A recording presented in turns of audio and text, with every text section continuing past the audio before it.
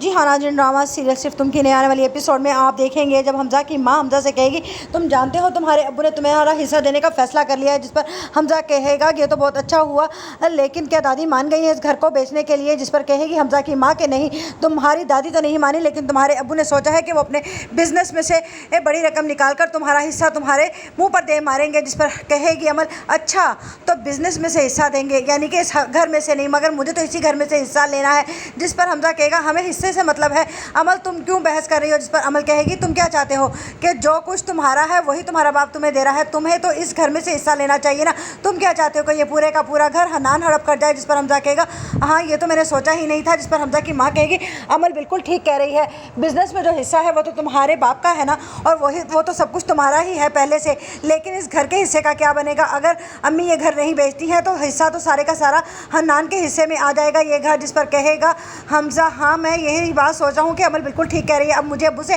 بات کرنی ہوگی۔ جب وہ اپنے باپ سے کہے گا حمزہ کہ آپ یہ اس طرح سے نہیں کر سکتے ہیں، مجھے میرے گھر میں سے ہی حصہ چاہیے۔ اس پر کہے گا حمزہ کا باپ اگر تمہیں اپنا حصہ چاہیے تو میرے بزنس میں سے میرا حصہ لو اور یہاں سے چلتے بنو۔ جس پر حمزہ کہے گا مجھے وہ حصہ نہیں چاہیے، میری ضد ہے کہ مجھے اس گھر میں سے ہی حصہ چاہیے۔ جس پر حمزہ کا باپ کہے گا تو تمہیں کچھ نہیں ملنے والا یہاں سے، اسی لیے بہتر یہ ہے کہ تم اپنا بوریا بستر گول کرو اور یہاں سے چلتے نظر آؤ۔ جس پر امل کہے گی اچھا تو اگر آپ ہمیں حصہ ایسے نہیں دیں گے تو آپ جانتے ہیں نا کہ میں اپنے بابا کے ذریعے کورٹ سے حصہ لے سکتی ہوں اس حویلی میں گھر میں سے۔ جس پر کہے گا حمزہ ہاں تو ٹھیک ہے۔ جس پر کہے گا حمزہ کا باپ کہ تم اس کے